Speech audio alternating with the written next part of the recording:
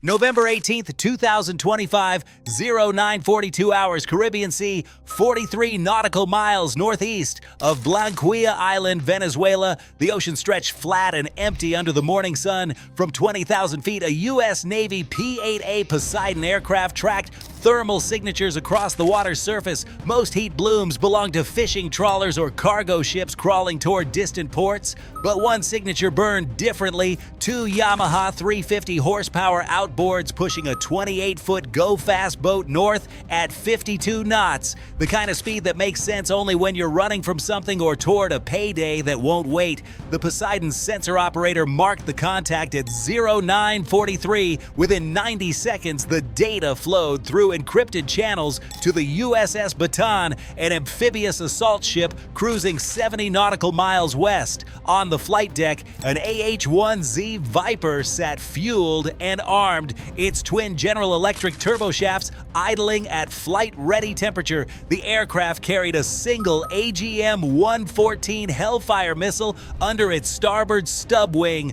108 pounds of precision engineering designed to turn fiberglass into debris. At 0958, the Viper lifted off. The pilot angled south-southeast, dropping to 70 feet above the waves. From this altitude, the helicopter disappeared into the sea's radar clutter, invisible to anyone scanning the horizon. The chase had already begun. The smugglers just didn't know it yet, because when you run drugs through the Caribbean Express route, you're not racing against the ocean, you're racing against sensors that see heat, radars that never blink, and missiles that close distance faster than your brain can process fear. And this morning, all three were already locked on target. The Poseidon held station at altitude, feeding coordinates to the Viper every 12 seconds. Each update refined the geometry of the intercept: heading, drift, wave pattern, engine rhythm, the kind of data that turns a moving boat into a predictable equation. From the Viper's cockpit, the pilot activated the helmet-mounted target sight system, pairing head movement with the forward-looking infrared camera. The thermal feed painted the ocean in shades of gray and white, and there, cutting through cooler water like a bright scar, was the Smugglers' heat plume.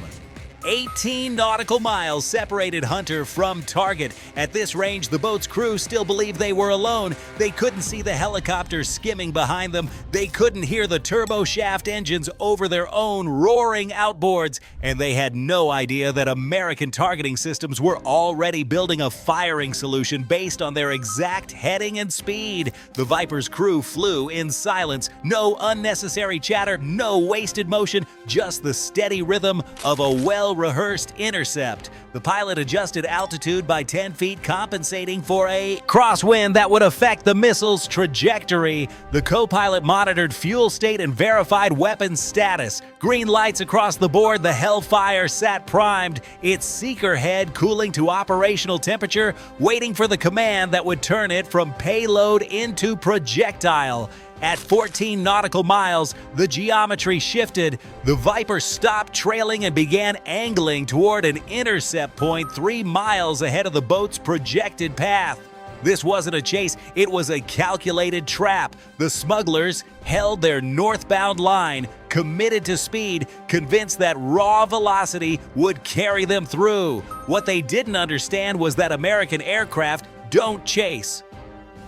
They position, they wait, and when the moment arrives, they strike with the kind of precision that makes hesitation fatal. The boat began executing evasive maneuvers at 11 nautical miles, sharp 45-degree turns every 30 seconds. The classic smuggling tactic designed to confuse predictive tracking and throw off aircraft trying to establish steady aim. For older systems, these movements might have worked. Against the Viper's stabilized turret and digital fire control, they accomplished nothing. The targeting computer filtered out the noise, recalculating the boat's center of mass with every turn. Each zigzag only revealed more about the crew's intentions. They weren't slowing down, they weren't signaling surrender, they were running hard, and they intended to keep running until something stopped them. At 8 nautical miles, the USS Bataan's radar operators confirmed the track from their surface perspective perspective, their role wasn't to control the engagement, it was to build what naval crews call layered certainty. By holding a stable picture of the target's movement, the ship ensured that the helicopter and the Poseidon shared the same operational reality. No gaps, no confusion, just overlapping fields of awareness that left no room for error. The Viper closed to 5.5 kilometers. At this range, the Hellfire transitioned into its armed state. Inside the missile's guidance package, critical systems activated almost simultaneously. The ring laser gyroscope spun up to 40,000 revolutions per minute, stabilizing the weapon for the violent acceleration that would come seconds later. The seeker head dropped to minus 200 degrees Celsius, sharpening its thermal sensitivity to track even the faintest heat source. The missile was no longer cargo, it was a weapon awaiting release. The pilot selected lock-on before launch mode. This choice allowed the Viper to establish the missile's guidance solution while the weapon remained attached to the airframe. The second selection shaped the attack profile. Instead of arcing high for a top-down strike, the Hellfire would take a flatter trajectory, rising only enough to correct its angle before diving at the waterline. A waterline strike wasn't chosen by accident. Fiberglass hulls can skip across waves at high speed, but they collapse under explosive pressure. By driving the warhead into the seam where hull meets sea, the pilot ensured that the blast would tear open the boat's underside and let the ocean finish what the missile began.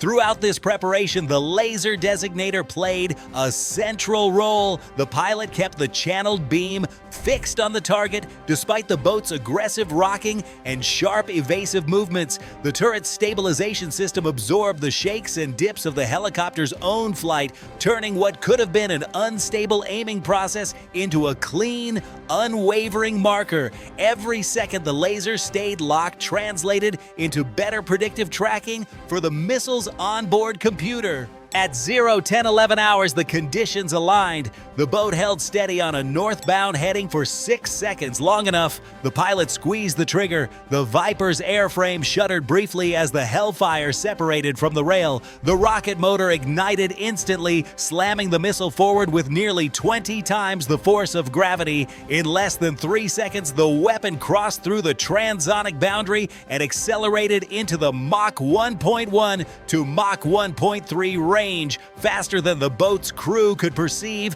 faster than they could react, faster than anything human reflexes were designed to counter. The missile climbed briefly, then dove. This arc allowed the guidance system to correct for the boat's erratic movements, smoothing out the vessel's zigzag course and projecting where its hull would be at the moment of impact. From the outside, the Hellfire looked like a small streak of fire. Inside its computer, thousands of calculations unfolded every second, adjusting pitch and roll to match the laser energy reflecting off the target. When the warhead detonated, the effect was immediate and catastrophic. The explosion, roughly equivalent to 28 pounds of TNT, ripped through the fiberglass structure and collapsed the boat's underside in a single shockwave. The hull didn't simply split, it disintegrated. The blast pushed outward, shredding the vessel into fragments that scattered across nearly 100 meters of open water. A white plume of spray rose briefly, then fell back into the sea, leaving behind nothing that resembled the sleek profile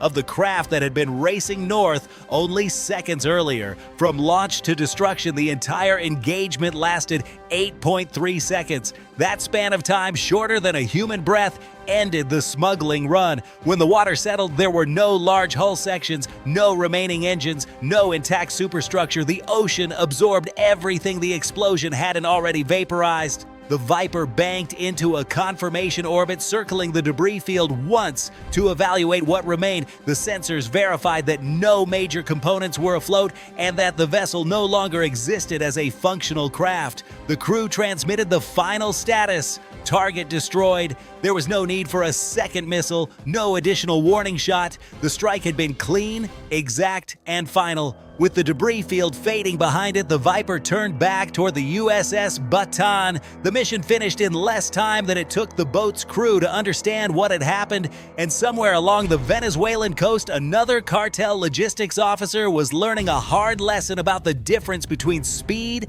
and survival. The destruction of the go-fast boat carried implications far beyond a single smuggling run. In the context of regional security, it functioned as a clear signal to every cartel network operating along the Venezuelan coastline. These groups rely on speed, unpredictability, and the vastness of the Caribbean to hide their movements. But an engagement like this, fast, precise, and unavoidable, reminds them that the ocean is no longer the shield it used to be. This strike arrived during a period when American maritime surveillance has been expanding across the southern Caribbean. The P-8A Poseidon, the U.S. Coast Guard, and the Navy have been increasing their combined operations, tightening the gaps in an area cartels long assumed they could exploit. These efforts are not isolated. They are part of a broader operational push designed to monitor traffic lanes, map smuggling routes, and identify patterns of movement that match cartel logistics. Recent interdictions mirror what happened here. Reports from U.S. Southern Command have documented multiple high-speed interceptions using aircraft, helicopters, and surface cutters working in unison.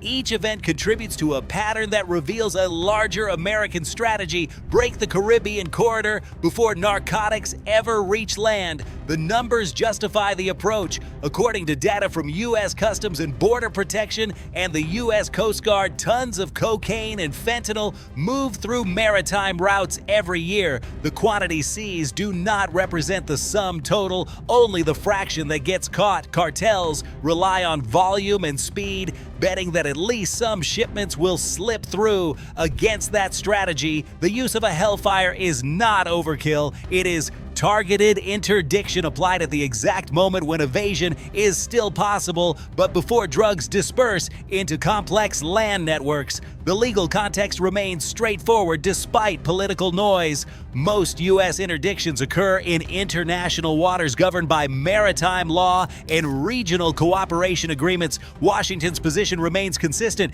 Respecting sovereignty does not mean abandoning the high seas to unchecked smuggling. The United States does not carry out interdictions inside another nation's waters, but it does not allow international routes to become safe lanes for criminal logistics. This enforcement relies on disciplined capability, the persistent surveillance of the Poseidon, the precise targeting of the Viper, action taken only when the operational picture is complete. The 8-second strike disrupted a shipment likely worth millions and reinforced a clear precedent. The Caribbean corridor is no longer a permissive zone. What unfolded in the Southern Caribbean can be distilled into 4 essential moments. A U.S. Marine Corps AH-1Z Viper lifted off from a Navy ship. A P-8A Poseidon delivered precise tracking. A single Hellfire missile followed its programmed arc, and in 8 seconds, a smuggling route simply disappeared beneath the surface. This engagement showed that presence,